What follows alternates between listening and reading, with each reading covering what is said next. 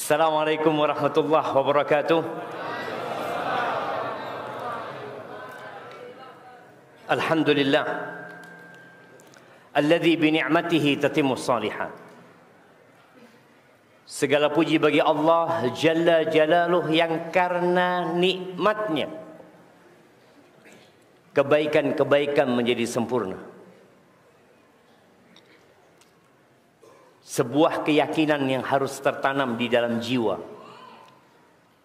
Sebuah ikrar yang harus terus diucapkan oleh hamba.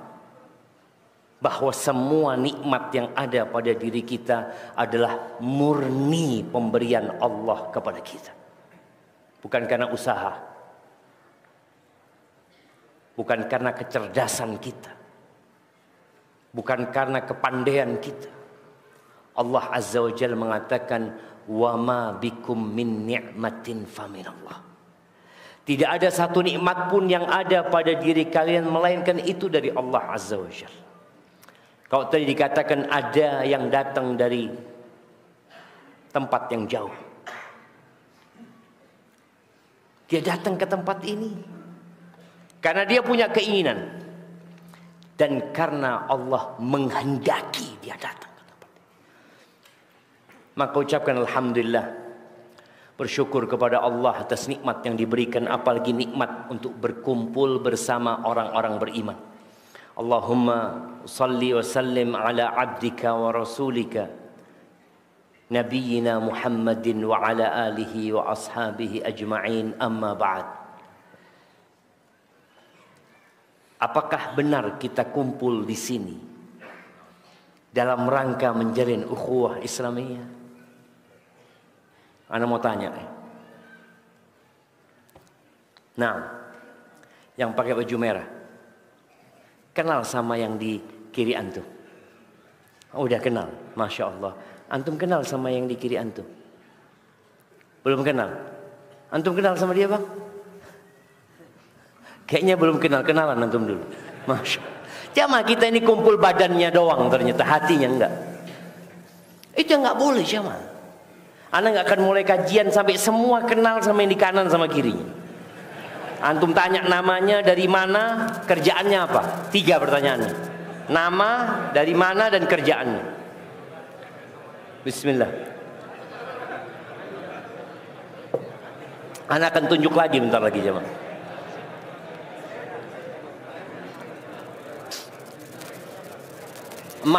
Mama di mana? Mama di bawah. Jangan bikin kelompok sendiri-sendiri. Tolong saling mengenal, karena tak kenal maka tak sayang jemaah. Gimana kita mau sayang? Udah. Nah, antum kenal sama yang di belakang? Enggak, kenalan dulu gimana?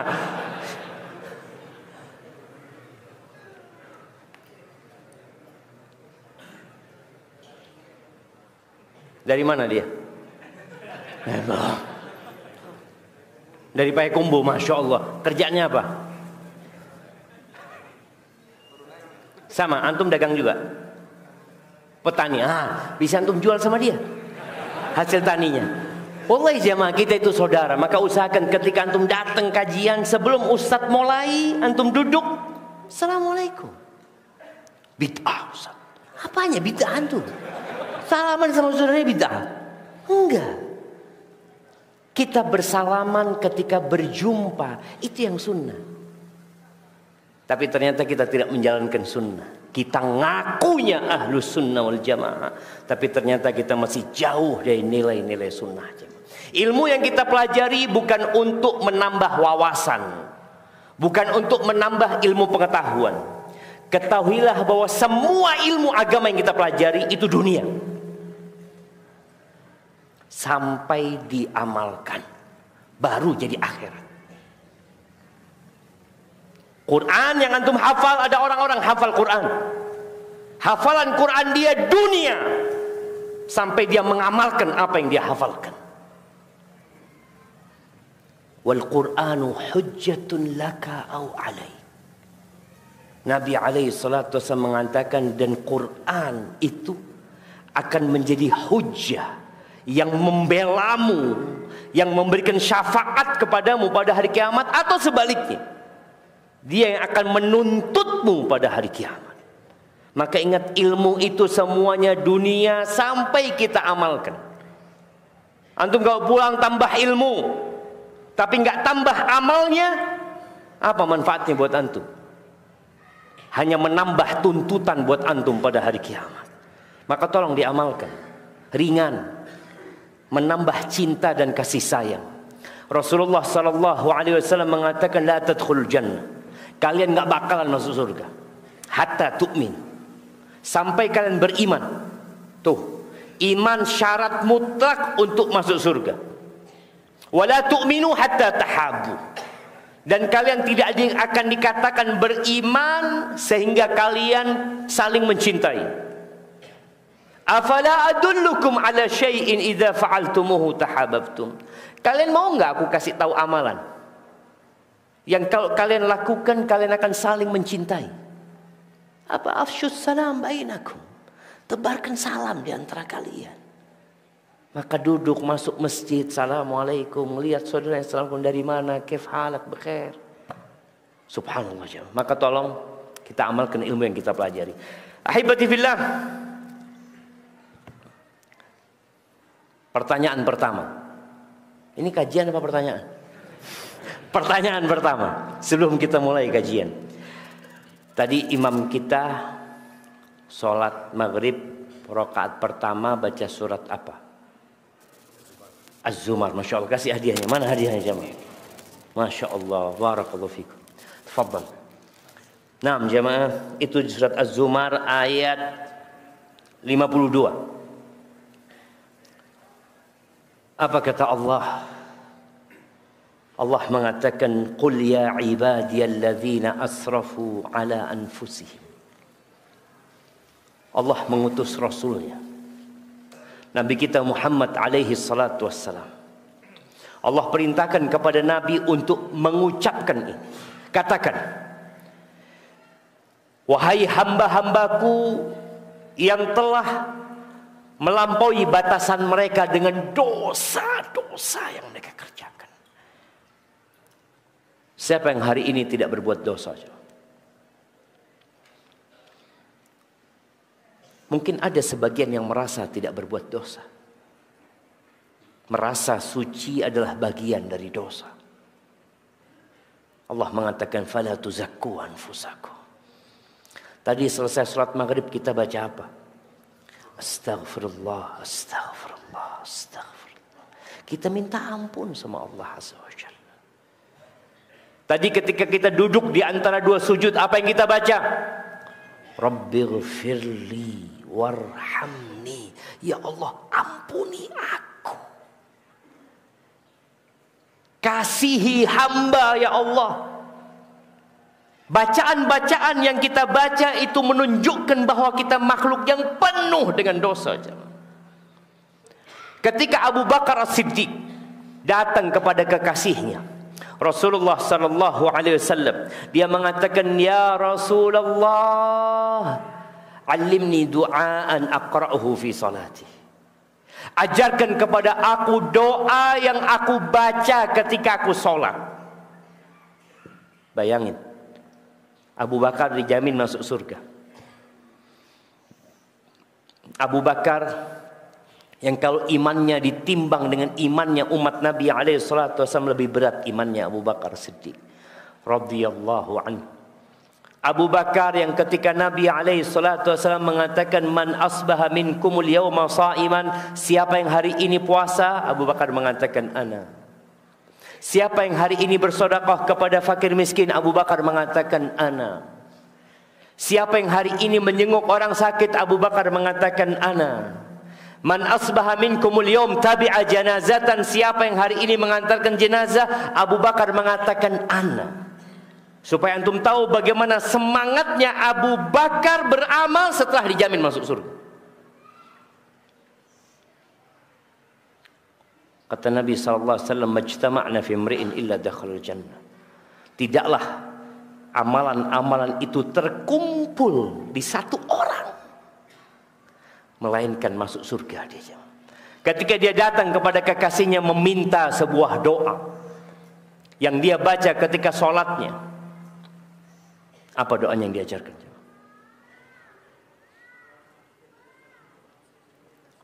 Allahumma inni zalamtu nafsi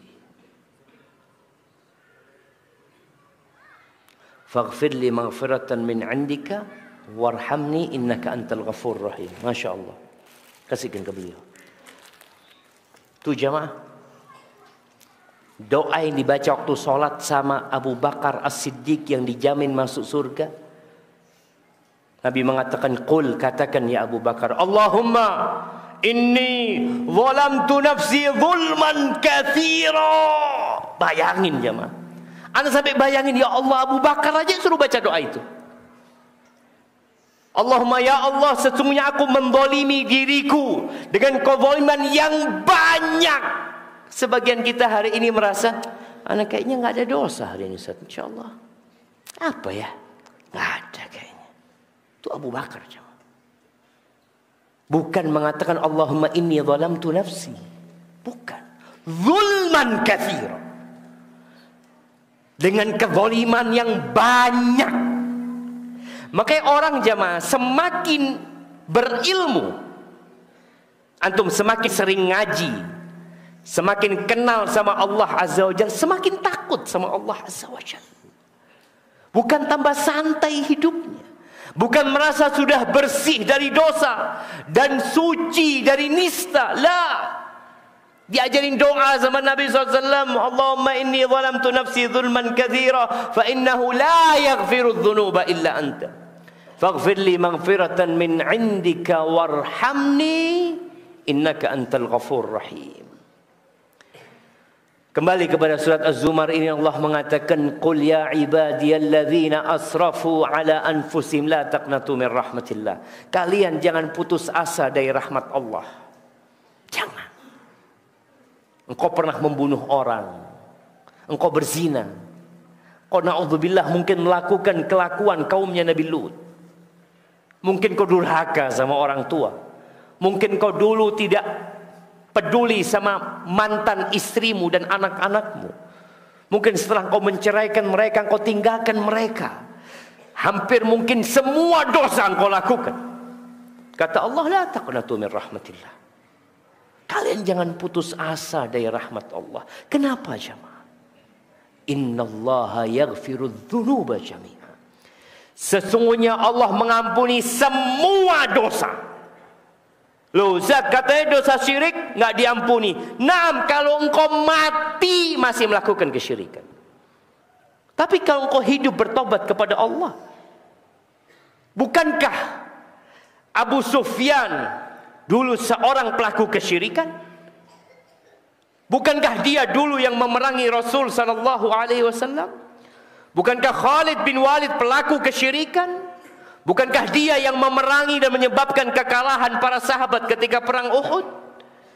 Bukankah Ikrimah bin Abu Jahal, dia anak tokoh kesyirikan di kota Mekah, dan dia pelaku kesyirikan, dan dia memerangi dakwah Islam? Apakah ditolak tatkala mereka bertobat? Enggak. Allah mengampuni semua dosa kalau engkau bertobat. Maka Allah katakan, innahu huwal ghafurur rahim. Sesungguhnya dia Allah itu maha pengampun dan maha pengasih. Lalu Allah katakan, wa anibu ila rabbikum. Ayolah kembali kepada Tuhan kalian. Kalian mau kemana gitu. Makanan yang kalian makan itu dari Allah. Tubuh yang ada pada dirimu itu dari Allah. Kedua matamu dari Allah. Kedua telingamu dari Allah. Lisanmu dari Allah. Engkau bisa berjalan dari Allah. Maka Allah katakan, wa anibu ila rabbikum wa aslimu lahu. Serahkan diri kalian kepada Allah Azza wa Jal. Min qabli an ya'tiyakumul azab. Sebelum datang azab Allah Azza wa Jal. Ketika azab Allah turun, selesai sudah semua. Thumma la tunsarun, ketika azab Allah turun, kalian nggak akan ditolong sama Allah. Udah dikasih tahu balik. Seperti seorang yang berada di pinggiran jalan gunung yang terjal. Lalu ada yang teriak mengatakan, "Bang, sini bang. Kenapa? Kayaknya mau longsor itu bang." Dikasih tahu. Tapi dia tetap bersenang-senang di sana. Dikasih peringatan. Kadangkala gunung sebelum meletus ya ada tanda-tanda sehingga ditutup pendakian. Dilarang, nggak boleh daki. Balik sini. Tapi ada yang maksa. Ya, akan terjadi sesuatu yang tidak diinginkan. Ahibati fillah. Kemarin kita berbuat dosa. Kemudian kita bertobat. Beberapa hari kemudian kita terjebak dalam dosa yang sama. Lalu kita tobat. Kemudian kita kembali berbuat dosa. Terus pengulangan dosa dan pengulangan tobat itu jemaah. Siapa yang melakukan itu? Kita jemaah. Di dalam hadis yang diriwayatkan Imam Bukhari dan Muslim, dari Nabi alaihi salatu wassalam, beliau menceritakan tentang Allah Azza wa Jalla. Ini namanya hadis qudsi. Apa kata Allah? Adznaba 'abdun dzamban. Ada seorang hamba yang terjebak dalam perbuatan dosa. Lalu hamba ini tobat. Dia berbuat dosa, dia tobat. Dia mengatakan, Allahumma gfirli dzambi. Ya Allah, ampuni dosaku ya Allah. Apa kata Allah menjawab permohonan orang ini? Adznaba 'abdi dzamban. Fa'alima annahu anna lahu rabban yaghfiru dzamba wa ya'khudhu bidzambi. Hambaku berbuat dosa. Dan hambaku tahu bahwa dia punya Tuhan yang mengampuni dosa dan menghukum perbuatan dosa. Kemudian orang ini kata Allah, "Tsumma 'ada fa'adznab." Lalu orang ini ngulangin dosa lagi. Apa yang dia lakukan? Allahumma ighfirli dzambi. Yang kedua nih. Ya Allah, ampuni dosaku ya Allah. Apa kata Allah? Adznaba 'abdi dzamban. Hambaku berbuat dosa dan dia tahu dia punya Tuhan yang mengampuni dosa dan memberikan hukuman atas perbuatan dosa. 2 kali. Tsumma 'ada fa'adznab. Lalu orang ini berbuat dosa lagi. Berapa kali? 3. Lalu berdoa lagi dia. Dia mengatakan, Allahumma gfirli dzambi. Ya Allah, ampuni dosaku ya Allah. Allah menjawab lagi permintaan orang ini. Adznaba 'abdi dzamban fa'alima anna lahu rabban yaghfiru dzamba wa ya'khudhu bidzambi. Hambaku berbuat dosa lagi dan dia tahu dia memiliki Tuhan yang mengampuni dosa dan memberikan hukuman atas perbuatan dosa. Maka dia tobat. Dia tahu Allah mengampuni dosa dan dia tahu Allah dapat menghukum perbuatan dosa dia. Lalu apa kata Allah? Ditobat orang ini yang ketiga. Qad ghafartu li 'abdi falyaf'al ma syaa. Aku sudah mengampuni dosa hambaku, hendaklah dia berbuat semau dia. Selama orang itu bertobat. Jangan pernah antum putus asa. Jangan pernah berhenti bertobat. Berhentilah berbuat dosa, tapi jangan mau dibisikin setan berhenti tobat. Karena setan itu selalu membisikin kepada kita, antum berbuat dosa, tobat antum ya. Besok berbuat lagi antum. Ahsan dirapel aja tobatnya nanti. Tunggu pekan depan, Jumat depan lah antum tobatlah. Kan ba'dal asar tuh doanya mustajab. Ya. Ada usaha bagaimana antum menunda tobat antum? Karena dibisikan setan antum itu pura-pura tobat. Lah, jangan pura-pura tobat. Sempurnakan semua syarat tobat. Nah, apa syarat tobat? Antum. Iya, syaratnya apa? Syarat kembali ke jalan Allah itu apa? Tunggu, anak tanya sama dia dulu. Nah, antum pernah tobat nggak? Atau nggak pernah berbuat dosa? Baik, syarat yang pertama. Niat. Karena Allah. Yang kedua. Tidak mengulangi. Itu tadi ngulangin orang. Ngulangin lagi, ngulangin lagi, ngulangin lagi. Apa syarat kedua? Tobat lagi dia. Yang pertama niat. Yang kedua bertekad. Mana hadiahnya? Ana kasih hadiah buat antum. Barakallahu fikum. Naam, antum. Berjanji tidak akan mengulangi lagi. Berjanji, bertekad untuk tidak mengulangi lagi. Nah, tapi kalau mengulangi lagi gimana? Terima nggak tobat yang pertama? Nggak, tobat yang pertama diterima nggak? Dia ngulangin. Ya, dia niatnya, tadi niat yang kuat, dia tidak ingin mengulangin. Seperti itu. Yang kedua, kan udah berjanji tadi. Menyesali perbuatan dosa itu. Tinggal satu lagi yang ketiga.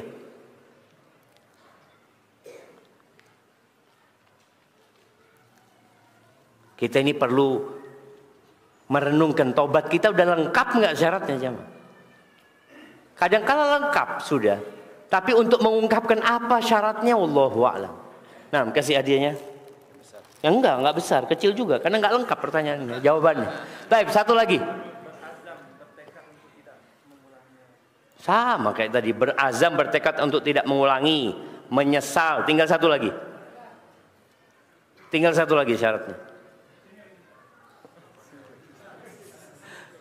Enggak, yang bersandar enggak kasih anak. Oke.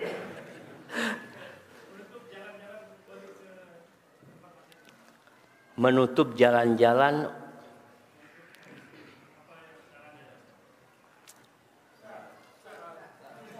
Tunggu dulu lah. Belum selesai nih, yang bagian kanan belum selesai. Itu syarat tambahan itu. Enggak, syarat yang tiga nih. Menyesali, bertekad untuk tidak ngulangin. Tinggal satu lagi. Meninggal dosa itu jamaah. Antum jangan menyesal, ya Allah, aku dosa ya Allah, astagfirullahaladzim. Terus antum ngocok, nyesel karena kalah antum. Ada orang yang seperti itu. Dia bertekad untuk tidak mengulangi, tapi dia tidak meninggalkan. Nanti dia tidak akan mengulangi. Sekarang dia tetap melakukan perbuatan itu. Nggak diterima tobat. Mana hadiahnya? Kasih yang besar dia.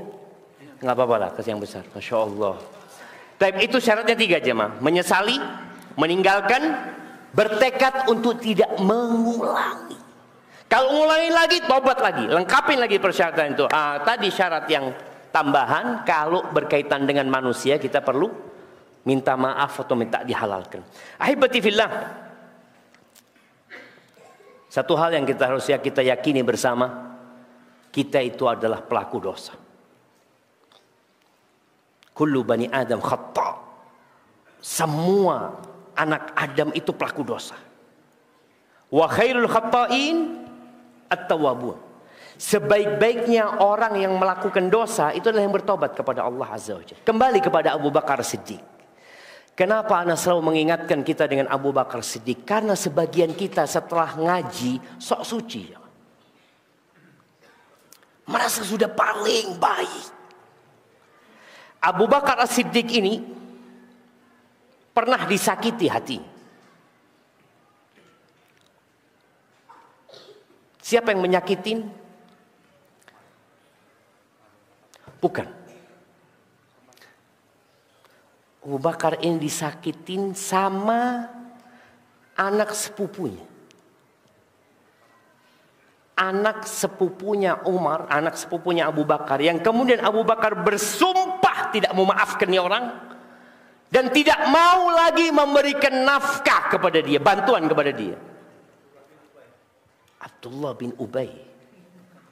Bukan sepupunya Abu Bakar, Abdullah bin Ubay lah. Nah, siapa? Miftah. Miftah mah kunci. Dekat namanya Miftah. Mirip. Mistah. Nah, kasih hadiahnya. Separuh tapi. Mistah jemaah. Mistah ini, ibunya Mistah itu sepupu sama Abu Bakar. Disakiti apa Abu Bakar sama Mistah? Anak akan ceritakan jemaah. Disakiti dengan ya Allah jemaah. Anaknya Abu Bakar, istrinya Nabi difitnah berzina jemaah. Gimana perasaan antum kalau anak antum difitnah berzina dan terbukti dia tidak berzina? Siapa yang menyakitin? Ya hitungannya sepupu 2 kali. Karena anak sepupunya dia sepupu 2 kali sama Aisyah radhiyallahu taala anha. Dan orang ini suka dibantu sama Abu Bakar. Maka Abu Bakar bersumpah nggak mau lagi bantu Mistah.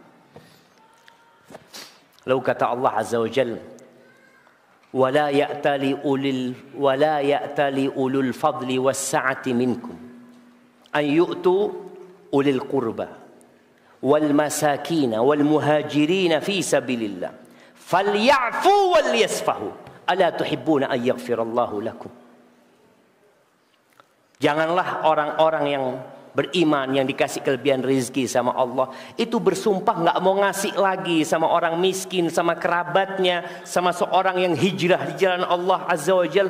Kata Allah, falyafu wal yasfahu, hendaklah memaafkan dan sudah dilupakan kesalahannya. Jangan dikasih hukuman lagi itu orang.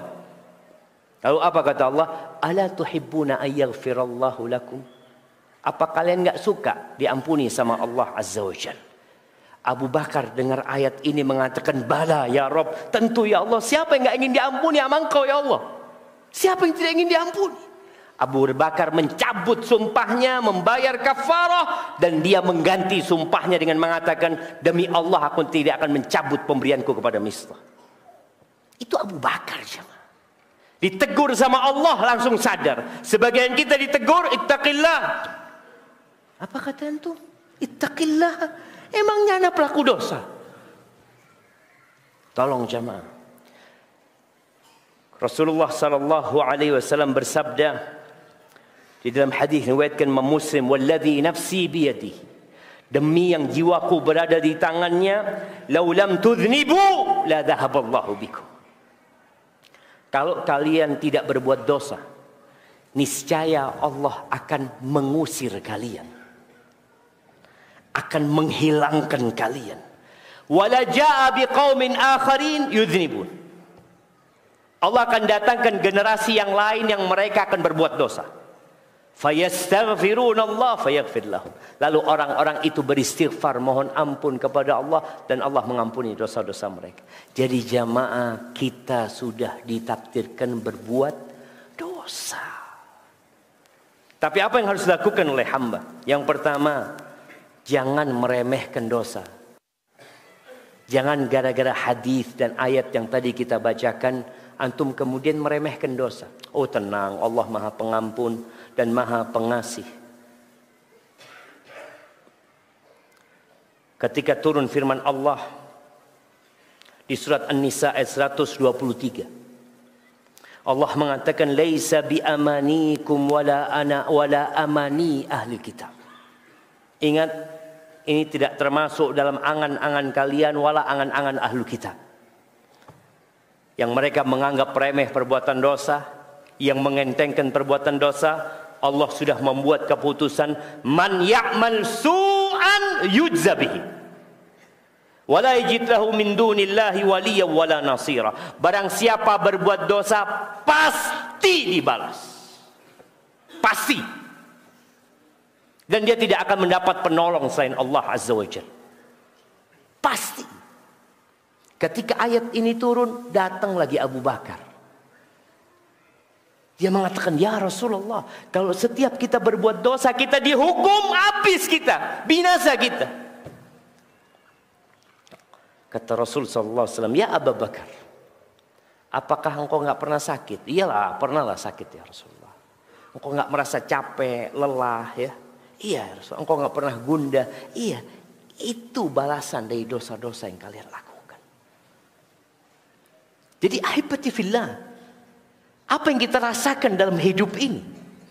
Kadangkala motor kita tahu-tahu remnya belum, bannya kempes. Ketika antum lihat bannya kempes, oh kayaknya kena paku. Oh iya betul kena paku. Apa antum nggak pernah tanya, kok bisa kena paku ya, motornya yang lain nggak kena paku ya? Kok punya anak yang kena paku? Oh, ada yang hasut sama anak kayaknya. Engkau istighfar. Kau mohon ampun sama Allah Azza wa Jalla. Apapun jemaah. Emak-emak lagi goreng ikan. Tahu-tahu ada percikan minyak yang mengenai tangannya. Ucapkan astagfirullah. Itu jadi penghapusan dosa. Orang yang mungkin sekarang tiap hari harus suntik insulin. Tiap hari jemaah. Ada jarum yang dia masukkan. Sakit jemaah. Kata Nabi SAW, hatta syaukah yushakuha. Sampai jarum duri yang mengenai dia, itu penghapusan atas dosa-dosa dia jemaah. Maka hendaklah kita sadar bahwa kita adalah orang yang melakukan dosa. Jangan meremehkan dosa. Ahibati fillah,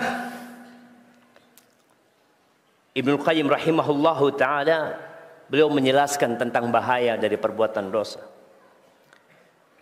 Beliau mengatakan, wa hadhil ma'asi laha adrarun 'alal qulub. Maksiat yang kita lakukan itu berdampak buruk bukan hanya kepada fisik kita, tapi yang terutama kepada hati. Antum ingat ketika Ramadan, bagaimana semangat antum beribadah? Bayangin ya, sholat taraweh, antum ketika lihat imamnya bacaannya pendek, antum pindah cari masjid lain. Aduh, nggak bener imamnya, cari yang panjang. Antum semangat, selesai Ramadan, antum sholat witir 11 rakaat, 23 rakaat. Kadang-kadang enggak sama, hilang. Di Ramadan pintu-pintu surga dibuka, pintu-pintu neraka ditutup, setan-setan dibelenggu jemaah. Jadi Allah ciptakan suasana yang begitu mendukung kita untuk baik. Selesai Ramadan dilepas lagi itu semua, kembali kita berbuat dosa. Maka Ibnu Qayyim mengatakan bagaimana kemaksiatan itu berdampak buruk kepada hati manusia. Kabarari sumumi 'alal abdan, seperti bahaya racun terhadap tubuh. Ala ikhtilafi darajatih fi racun itu ya dampaknya nggak sama, bertingkat-tingkat. Ada yang membuat orang itu, kalau antum kena sengat ular umpamanya, ada ular yang antum kalau kena sengat mungkin cuma demam. Ada ular yang antum kalau kena sengat antum hampir mati. Anak ingat pernah digigit kobra jemaah, mau mati jemaah. Anak rasakan semua badan itu sakit. Anak ingat di sini anak digigit. Sakitnya sampai ke sini anak rasakan. Diikat, kata teman-teman suruh ikat. Sakit itu terus kena sini jemaah. Terakhir sakitnya ke dada. Anda rasakan sakitnya di dada. Sebagian teman mengatakan yang sudah kayaknya ente mau meninggal dunia. Sahih.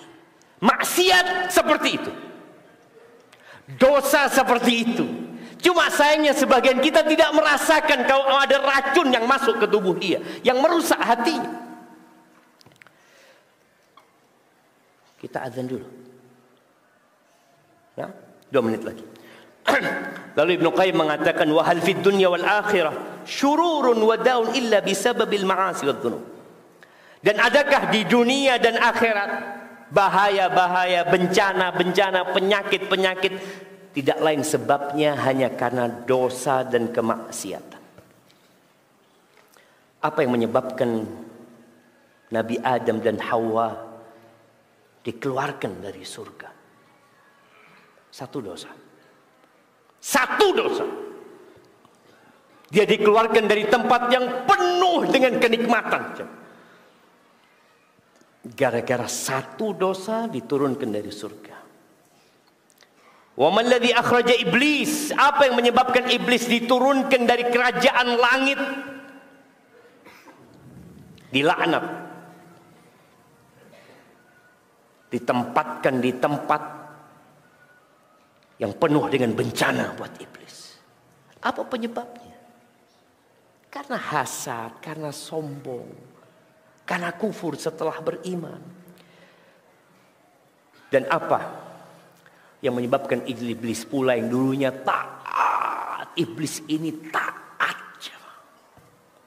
Gara-gara dosa dia jadi murtad dan keluar dari ketaatan tersebut. Dan apa yang menyebabkan dunia ini pernah tenggelam? Tenggelam semuanya. Sampai puncak gunung tertinggi itu pun ditutup sama air. Gara-gara dosanya kaumnya Nabi Nuh alaihi salatu wassalam. Dan apa yang menyebabkan kaum Ad, kaumnya Nabi Hud, Allah kirimkan angin kepada mereka. Kita dengarkan azan dulu. Bismillah.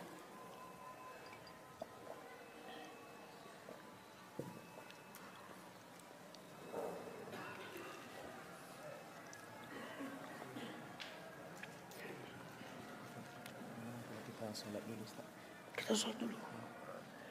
Cukup tempatnya.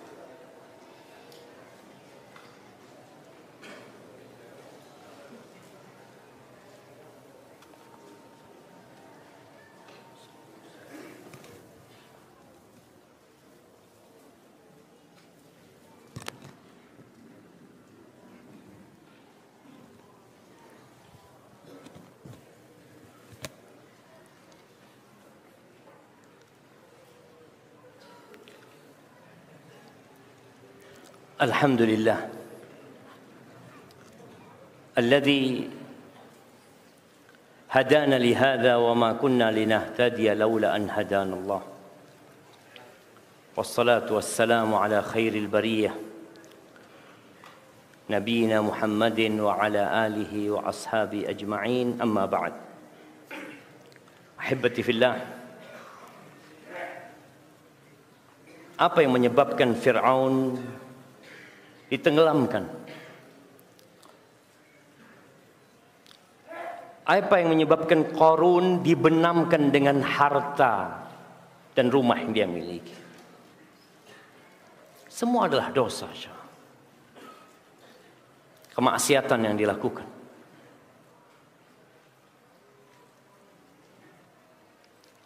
Jangan pernah meremehkan dosa.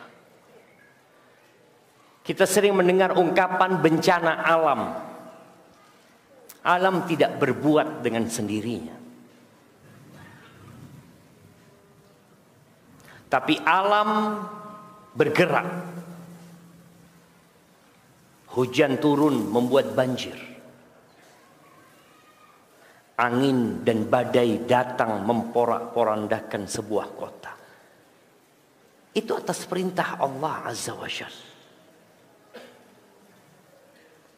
Allah mengatakan di surat Al-Ankabut ayat 40, "Fakullan akhadna bidzambihi." Semua itu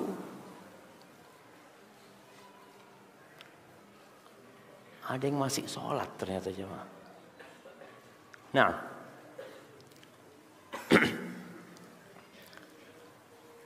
semua dihukum karena dosa-dosa mereka. Faminhum man arsalna alaihim hasiba. Di antara mereka ada yang kami kirimkan kerikil dari langit yang membuat mereka binasa. Wa minhum man akhadathu sayha. Ada yang Allah azab dengan jeritan dan teriakan. Antum bagaimana kalau ada yang neriaki di kuping antum dengan teriakan yang sangat keras sekali. Wa minhum man khasafna bihil ard. Ada yang kami benamkan di dalam tanah. Ana pernah datang ke satu daerah di Palu sana, satu kampung jemaah, ambles jemaah. Dan peristiwa itu terjadi pada waktu sholat maghrib. Antum bisa bayangin, ibu-ibu ada di rumah, anak-anak sudah pulang dari bermain biasanya, maghrib. Ya mungkin ada yang sholat ke masjid. Ada satu jamaah di masjid yang rumahnya hampir terbenam, di dekat yang terbenam. Anak tanya sama dia, "Bapak waktu kejadian itu di mana?" "Saya di masjid, Bos. Kita lagi sholat, kita dengar suara dentuman ya seperti sesuatu yang jatuh." Allah mengatakan, "Wa minhum man aghraqna." Di antara mereka ada yang kami tenggelamkan. Baik dengan banjir. Untuk melihat kejadian di mana? Di Maroko atau di Libya. Ketika Allah buat bendungan mereka hancur. Kata Allah, "Wa ma kana Allahu liyadhlimahum." Tidaklah Allah hendak menzalimin mereka. Enggak ada. Enggak ada ceritanya Allah menzalimin manusia. Tapi apa yang terjadi sebenarnya? Walakin kanu anfusahum yadhlimun. Cuma mereka yang sengaja menzalimin diri mereka sendiri. Ahibati fillah, di antara dampak buruk yang kita perlu berhati-hati, apa yang terjadi dengan saudara-saudara kita di Gaza.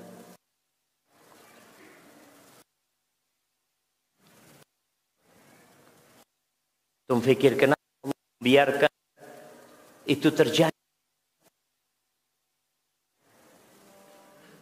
Itu terjadi dalam pengawasan pencipta langit dan bumi ini. Ketika perang Uhud, kayaknya mic-nya. Nah, Allah memberikan kekalahan kepada umat Islam. Padahal di tengah-tengah mereka ada Rasulullah sallallahu alaihi wasallam. Ada Nabi kita Muhammad alaihi salatu wassalam. Beliau termasuk yang terluka pada waktu perang itu. Patah gigi seri beliau alaihi salatu wassalam. Gelang-gelang besi itu masuk ke pipi beliau. Kepala beliau berdarah alaihi salatu wassalam. Perang Uhud itu ada Abu Bakar As-Siddiq, ada Umar bin Khattab, ada Uthman bin Affan, ada Ali bin Abi Talib, ada Abdurrahman bin Auf, ada Zubair bin Awam, ada Talha bin Ubaidillah, ada Sa'id bin Zaid, ada Abu Ubaidah Amir bin Jarrah. Bisa antum bayangin ya, sahabat-sahabat yang dijamin masuk surga ada ketika perang itu. Tapi Allah berikan kekalahan kepada mereka. Ketika mereka kalah, mereka bertanya, "Anna lana hadza?" Gimana kita kalah ini?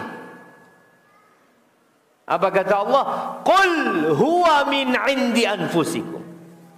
Itu kekalahan gara-gara kalian sendiri. Gara-gara satu kemaksiatan dilakukan oleh puluhan orang. Ya mungkin 40 orang, 35 orang dari pemanah. Yang mereka berijtihad. Padahal sudah ada perintah dari Nabi SAW. Kalah menang kalian tetap di sini. Mereka turun jamaah. Apa kata Allah? Minkum man yuridud dunya.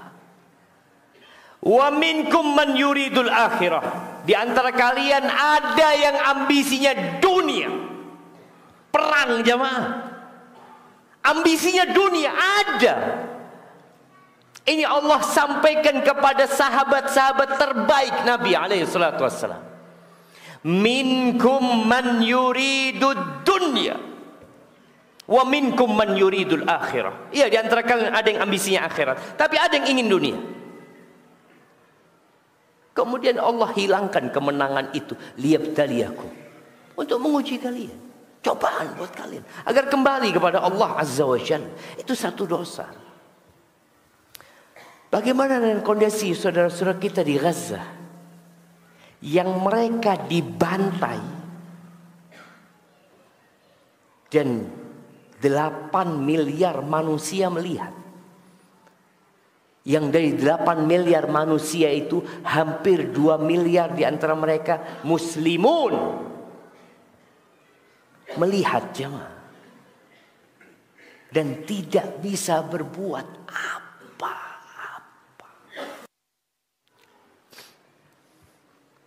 Kalau ngelihat potongan-potongan video ya. Video. Tahu-tahu rudal turun. Apartemen-apartemen hancur. Rumah sakit hancur. Sudah lebih dari 10.000, nggak tahu sekarang udah berapa. Bayi, anak-anak, ya, perempuan, orang tua. Habis. Kita hanya bisa melihat. Ada yang bisa mengatakan kepada Israel berhenti? Gak ada. Gak ada jemaah.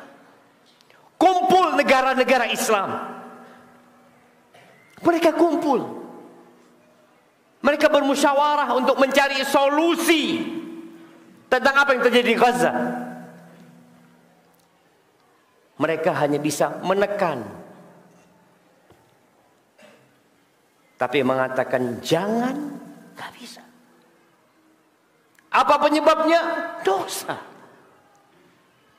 Rasul sallallahu alaihi wasallam 1445 tahun yang lalu di hadis Thauban, bagaimana beliau mengatakan kepada para sahabatnya, belum datang itu. Apa kata beliau alaihi salatu wasallam? Idza tabaya'tum bil 'ina wa akhadtum adnab al baqar wa raditum biz zar' wa taraktumul jihad sallatallahu alaikum dhullan la yanzi'uhu hatta tarji'u ila dinikum. Supaya kita sadar, ini bencana yang besar yang dilihat oleh hampir 2 miliar umat Islam dan tidak bisa berbuat apa-apa. Mungkin sebagian bisa menginjak benderanya Israel, membakar benderanya Israel, dan tetap dibunuh saudara kita di sana. Apa yang kau lakukan? Nggak ada sebenarnya. Kata Nabi SAW, "Idza tabaya'tum bil'ina." Kalau sistem jual beli kalian itu sudah ina ini riba yang terselubung. Artinya orang itu masih takut sama riba sehingga dia berusaha untuk mengaburkan riba tersebut. Bukan terang-terangan seperti yang sekarang kita lihat. Bukan lagi dengan ungkapan kalau nggak riba kita nggak bisa hidup. Ini Nabi menyebutkan kalau sistem jual beli kalian inah. Ini menunjukkan umumnya umat Islam takut sama Allah sehingga dia berbuat dosa sembunyi-sembunyi. Jual beli kalian. Sibuk. Dan kalian sibuk. Kalian sibuk dengan ekor-ekor sapi. Sibuk dengan dunia kalian. Sibuk dengan kebun kalian sama pertanian kalian. Dagang, perdagangan, perkebunan, peternakan. Sibuk dengan itu semua dan kalian meninggalkan jihad di jalan Allah Azza wa Jalla. Apa hukuman dari Allah? Sallatallahu alaikum dhullan. Allah Rabbul Alamin yang berjanji akan menolong orang-orang yang beriman, itu akan menimpakan, bukan pertolongan. Allah akan menimpakan kepada kalian kehinaan. Kalian akan hina. Dahulu orang-orang kafir itu, kalau dengar pasukan umat Islam, mereka ketakutan, jemaah. Bagaimana ketika perang Yarmuk? Ya 50.000 atau 40.000 melawan 100.000 lebih. Dan Allah berikan kemenangan. Bagaimana Ma'rakatul Qadisiyah, perang Qadisiyah menghadapi Persia, semuanya tunduk. Pasukan umat Islam sedikit. Kenapa mereka takut? Allah yang membuat mereka takut. Bukan mereka takut karena umat Islam gagah. Lah.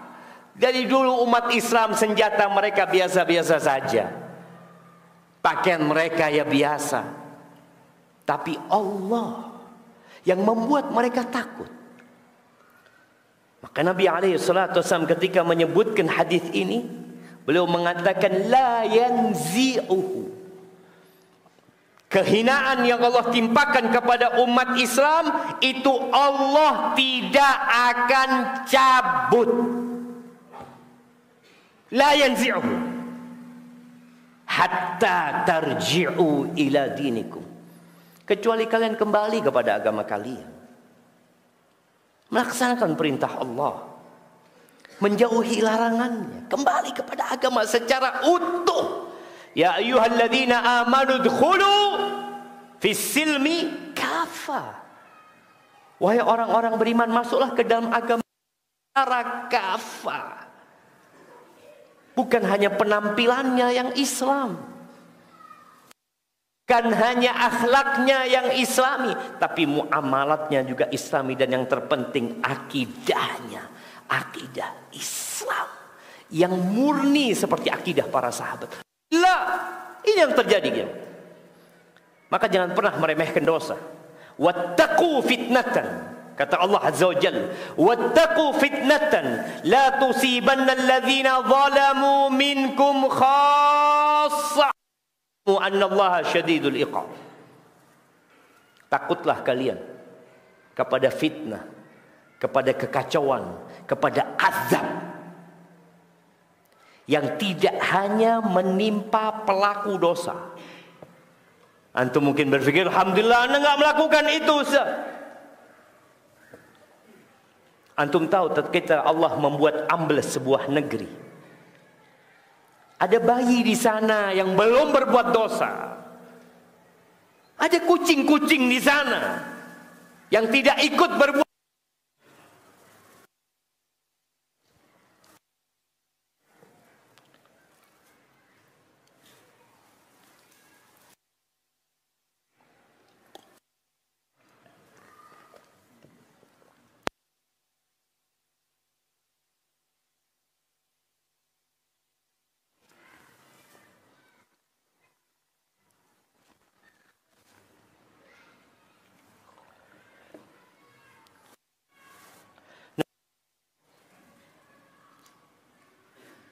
Bismillah.